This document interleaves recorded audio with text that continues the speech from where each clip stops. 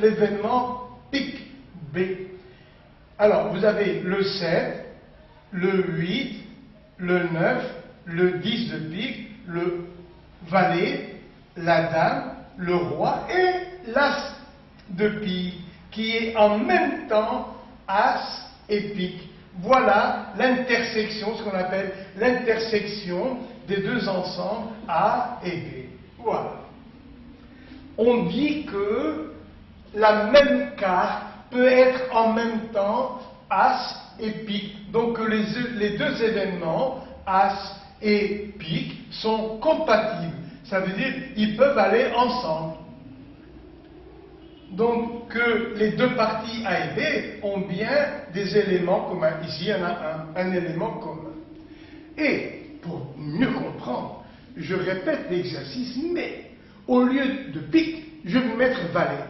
Alors, quelle est la probabilité de réaliser l'un des deux événements, as, valet? Bien, je commence. Ça fait probabilité de réaliser l'événement as, voilà, plus probabilité de réaliser l'événement valet. La carte est un valet, mais est-ce que la même carte peut être en même temps un as et un valet? Non. Donc, il n'y a pas d'élément commun pour les deux événements A et B. On écrit que ici, A et B, il n'y en a pas. Donc, égal l'ensemble vide. Donc, cette probabilité est nulle. Que reste-t-il alors? Ce que j'ai écrit ici. Donc, la même carte ne peut pas porter sur elle le caractère as et le caractère valet. Ces deux caractères ne vont pas ensemble pour la carte comme valet ou roi.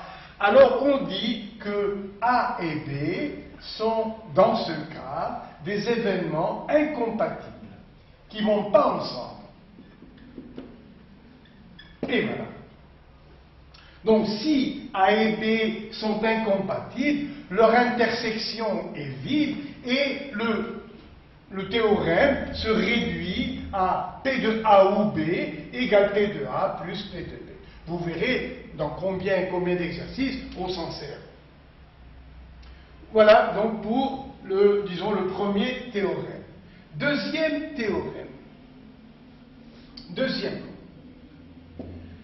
voici la question. On vous présente encore le jeu des 32 cartes. Et on vous dit, tirez une carte de ce jeu. Une. Quelle est la probabilité pour que la carte tirée soit justement celle dont on a parlé, l'as de pique? Voilà, je la garde, je la mélange bien, et après je vous dis, sans tricher, tirez une carte de ce jeu, et la chance si vous obtenez l'as de pique.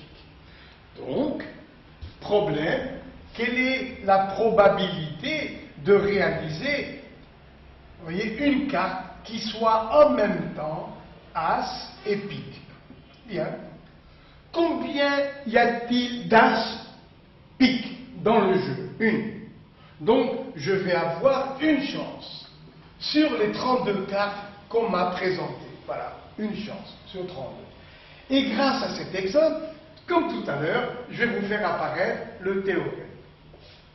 Je vais transformer cette fraction pour que le théorème apparaisse. Alors, j'écris P de A et B égale 1 divisé par 32 égale 1 divisé par 32. Voilà. 1 sur 32. Et maintenant, je vais multiplier ce nombre, 1 sur 32, par 4 et diviser par 4. Puis, après, je vais multiplier par 8 et diviser par 8. Voilà. Alors, je multiplie par 8 et je divise par 8. Et maintenant, nous allons regarder chaque fraction comme une probabilité. Donc, ça nous donne P de A et B. Probabilité de la réalisation des événements simultanés A et B égale 4 chances. Ce qui est en haut, pensez chance. 4 chances sur 32. Donc, c'est la probabilité de réaliser As, l'événement As. Que multiplie, vous voyez, il y a 4 As. 4 As sur 32. Donc, c'est la probabilité de réaliser As. Que multiplie la probabilité de, on veut aussi pique, donc probabilité de réaliser pique, mais attention, attention, la probabilité 1 quart, c'est la probabilité de réaliser pique, mais quel est l'univers maintenant en bas? C'est l'univers, c'est l'ensemble des 4 As.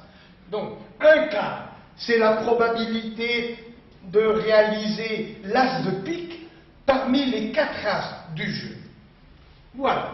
Donc, comment ça s'écrit? Bien, regardez, c'est la probabilité de réaliser l'événement pique, mais dans l'univers des 4 As, c'est tout. Alors, ça s'écrit comme ça. Probabilité de réaliser B, c'est-à-dire pique, mais attention à l'univers, maintenant, c'est l'univers des 4 As. Alors, on dit probabilité de réaliser B parmi les As. Et maintenant, voilà, je vais faire la même chose pour la deuxième écriture. Regardez chaque fraction comme une probabilité. Alors, maintenant, on va donc écrire le résultat grâce à cet exemple chiffré. Et je vous prie encore de regarder chaque fraction comme une probabilité. Alors, 8 chances sur 32, c'est la probabilité de réaliser l'événement pique. Voilà. Que multiplie? Alors, une chance sur 8. Une chance sur 8. Mais, moi je veux que la carte soit l'As de pique. Donc, cette une qui est là doit être l'As. Mais parmi les 8 piques, ça veut dire que maintenant, l'univers, ce n'est plus les 32 cartes, c'est les 8 piques. Le voilà, l'univers des 8 piques. Le voilà. Dans cet univers, on veut l'As de pique. C'est-à-dire, donc, la probabilité de réaliser l'événement As. Je dois tirer l'As, mais parmi les 8 piques. Et en bas, on met B, c'est-à-dire les 8 piques.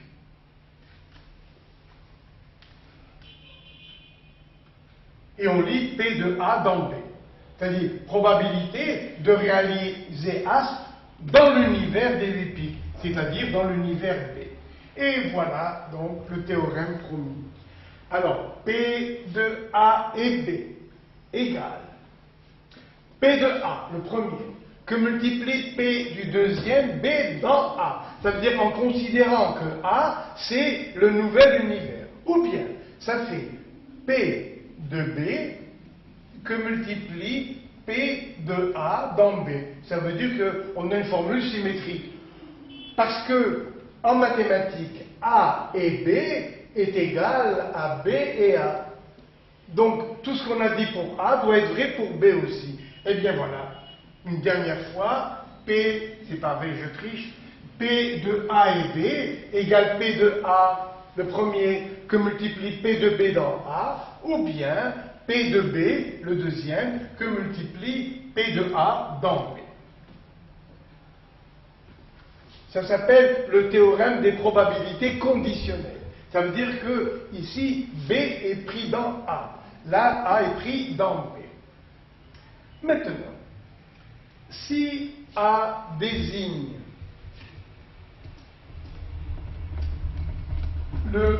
la première épreuve qui consiste à tirer quelques boules, et dans une urne, et B, c'est la deuxième fois que l'on joue après avoir remis les boules tirées dans l'urne, je répète.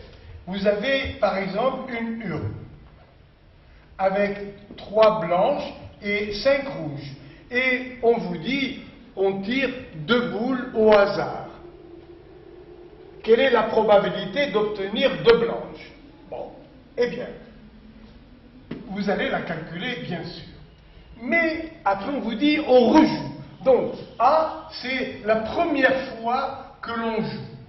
B, c'est la deuxième fois que l'on joue. Eh bien, la deuxième fois que l'on joue, après avoir remis les 2 premières boules dans l'urne, le résultat du deuxième jeu ne dépend pas du premier résultat obtenu. Alors on dit que ces 2 événements sont indépendants. L'un ne dépend pas de l'autre. Ça veut dire que la probabilité de réaliser A lorsque B est dans B, c'est-à-dire lorsque B est réalisé, eh bien, c'est tout simplement la probabilité de réaliser A. Et aussi, bien sûr, probabilité de réaliser B, sachant que A est déjà réalisé, eh bien, c'est tout simplement P de B. Donc, comment se transforme ce théorème? Le voilà. P de A et B devient simplement P de A que multiplie P de B. Et on dit, dans ce cas, que les 2 événements A et B sont indépendants. Dans certains problèmes, on vous dit, prouvez que les 2 événements A et B sont indépendants. Alors, quelle est la méthode? On calcule P de A et B à part, d'après l'hypothèse. Puis, à part, on calcule P de A, après P de B. Et si il y a l'égalité, alors les 2 événements A et B sont indépendants. Voilà. Le temps d'effacer, et on va passer à quelques exercices, bien sûr. Voici un exercice simple, mais un exercice type. Une urne contient 3 boules blanches et 5 rouges. Et le texte nous dit, on tire successivement 2 boules. Ça veut dire successivement une, puis l'autre.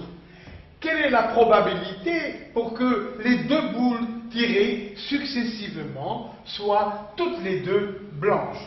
Premièrement, avec remise, ça veut dire que la première boule qu'on a tirée, on la remet dans l'urne.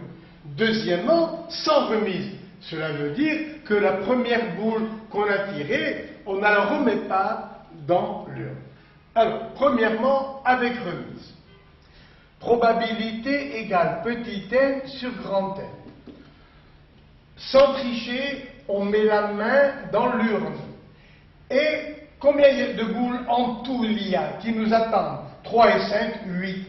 Et parmi les 8, il y en a combien qui vous font gagner? Il y en a 3, parce qu'il y a 3 blanches. C'est l'une de ces 3 qui vous fait gagner.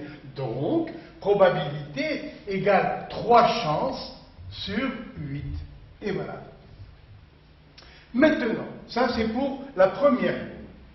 Pour la deuxième boule, eh bien, le problème est le même, puisque on remet la boule blanche qu'on a tirée, on la remet. Donc le problème redevient identique, c'est-à-dire que même la deuxième fois, nous allons encore avoir 3 chances sur 8 en tout.